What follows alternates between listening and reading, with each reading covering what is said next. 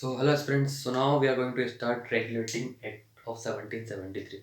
This is the first regulating act है, this is first charter act. So without wasting time हम लोग start करते हैं. तो हुआ ये कि this was the first step to control East India Company. और फर्स्ट स्टेप भी था आंसरेबिलिटी का. चेक एंड बैलेंस का जो प्रोसेस है वो स्टार्ट हुआ. ईस्ट इंडिया कंपनी को रेगुलेट एंड कंट्रोल करने का प्रोसेस है वो स्टार्ट हुआ. तो भाई ये हुआ कैसे. तो ब्रिटिश पार्लियामेंट ने सबसे पहले जो ऑर्डर दिया ईस्ट इंडिया कंपनी को कि भाई आप एक कोर्ट ऑफ डायरेक्टर बनाओ. कोर्ट ऑफ डायरेक्टर बनाओ and we will ask the question from this court of director. We will not ask question directly from East India Company and East India Company's officer. We will ask questions from this court of directors and this court of director will give the answer of our questions. मतलब हम लोग direct आपसे बात नहीं करेंगे. आपकी जो एक आपकी आंसरेबिलिटी होगी कोर्ट ऑफ डायरेक्टर पर. कोर्ट ऑफ डायरेक्टर हमें आंसर करेगा हमारे क्वेश्चंस को. ठीक है. तो भाई कोर्ट ऑफ डायरेक्टर बनाया गया. Then this act is first time recognise political and administrative function of company. Then let the foundation of central and administration. ठीक है. इसके कुछ फीचर्स भी थे. तो फीचर्स ये थे कि बट अब एक और प्रॉब्लम थी. प्रॉब्लम ये थी कि 3 प्रेसिडेंसीज थी, बंगाल, मद्रास एंड बॉम्बे. तो ये जो 3 प्रेसिडेंसीज थी इंडिया में, दिस इज बॉम्बे,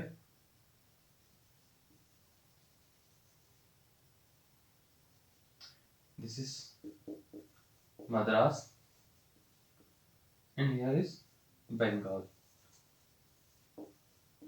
तो ये 3 प्रेसिडेंसीज थी और they all have all governor और इंडिपेंडेंट. तो बट अब ये प्रॉब्लम थी कि हमें कंट्रोल करना है. तो मतलब लास्ट सेक्शन में डिस्कस किया था कि स्टिल बैकग्राउंड सेंट्रलाइज करना है. यहाँ से सेंट्रलाइज का वो जो प्रोसेस वो लोग वो स्टार्ट करेंगे. सेंट्रलाइज करना आपको एक चीज़. आज जो इंडिया में जो गवर्नमेंट है वो डिसेंट्रलाइज है. स्टेट्स में अलग गवर्नमेंट है, सेंट्रल में अलग गवर्नमेंट है. देन वो ठीक है. बट इन लोगों को सेंट्रलाइज करना था.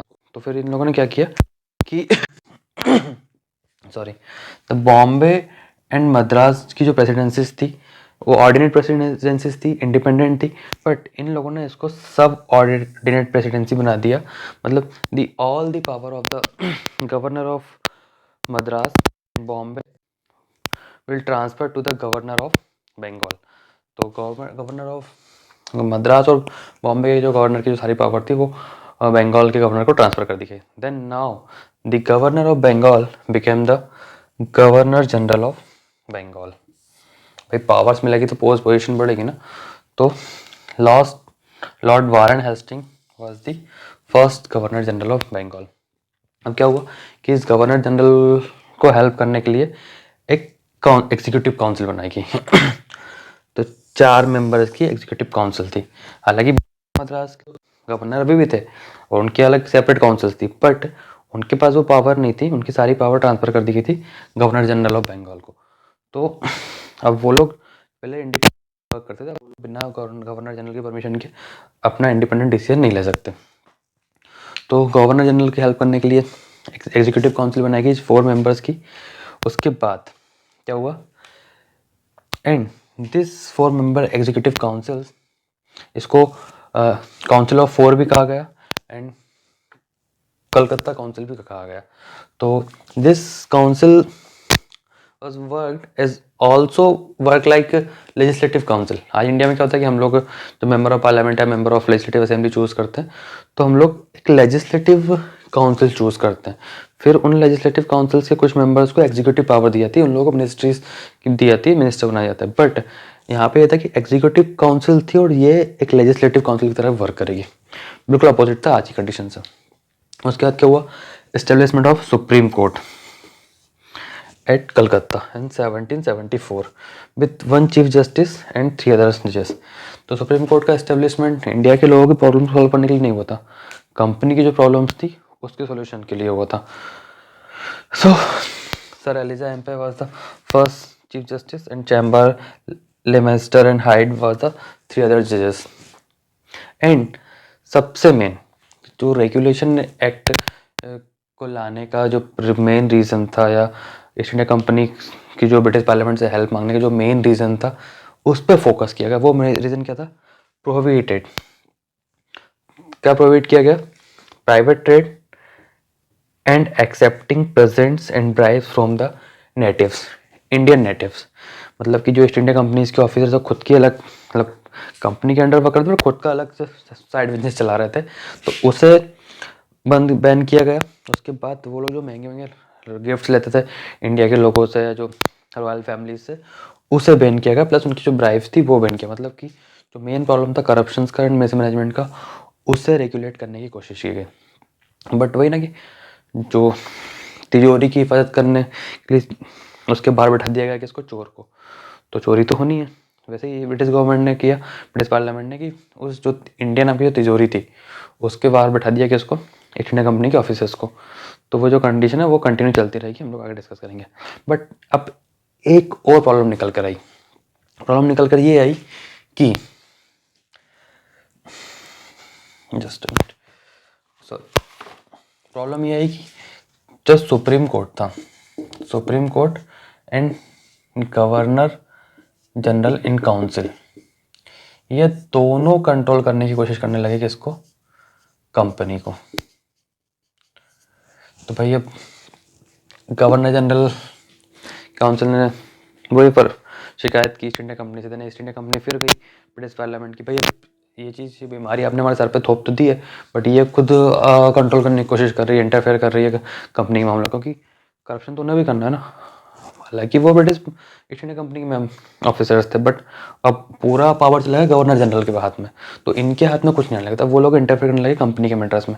तो उसके बाद एक एक्ट और पास किया गया जो आपको बुक में नहीं मिलेगा।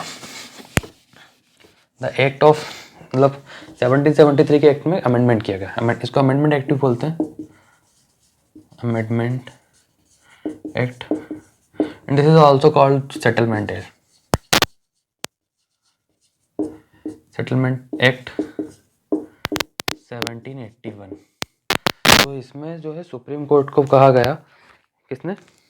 ब्रिटिश पार्लियामेंट ने, we will not allow to control and regulate East India Company, we will also not allow to the permission to interfere in the matter of East India Company. मतलब let the governor general in council to control the East India Company. मतलब भाई आप अपने काम से काम रखो, ये जो कंट्रोल करने का काम है वो गवर्नर जनरल की काउंसिल के पास है, तो उन्हें रहने दो।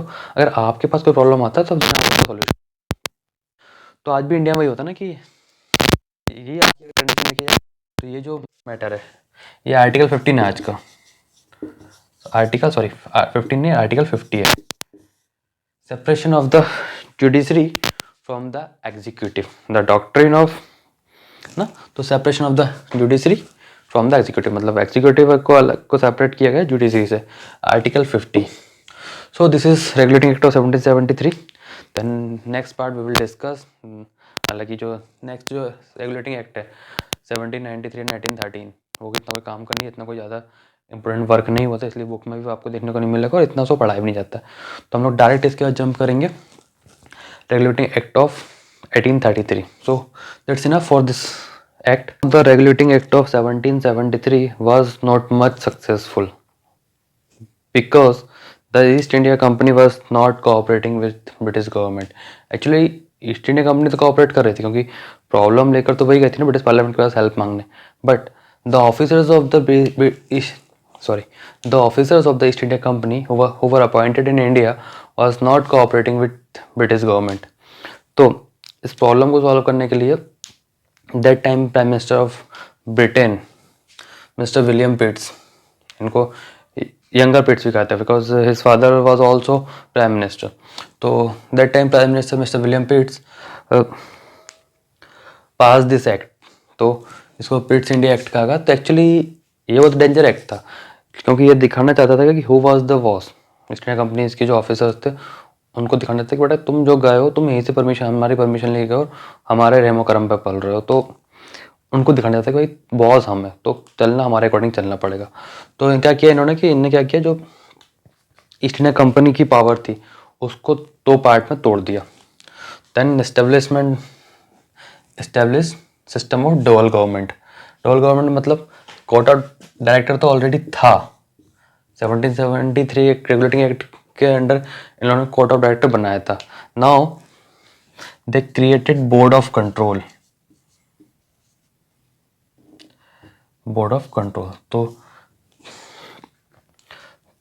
Court of director manage the commercial activities, only commercial activities, and board of control manage the political affairs. So this act empower board of control to supervise, operate civil, military, revenue and also administrative system of East India Company. So after this act, मतलब इस act के through the company की जो territory थी, मतलब India के अंदर British east India company का जो जितना भी पार्ट पे कैप्चर किया, जितने पार्ट पे कब्जा किया हुआ था, उस कंपनी की टेरिटरी को कहा गया ब्रिटिश पोजेशन इन इंडिया. मतलब कि अब जो पार्ट है वो ईस्ट इंडिया कंपनी का नहीं है, अब वो ब्रिटिश गवर्नमेंट का है. सो ये एक और अमेंडमेंट था छोटा सा. उसके बाद वही 1793 और 1833 के एक्ट में इतना कुछ है नहीं, क्योंकि बुक्स में भी देखने को नहीं मिलता, कोई इतना इम्पोर्टेंट एक्ट नहीं था, उसको इतना पढ़ाया नहीं जाता. तो उसके बाद चार्टर्ड एक्ट के दो एक्ट मेन एक्ट बचते हैं, 1833 और 1853. तो we will discuss them in next two lectures. So that's enough for this lecture.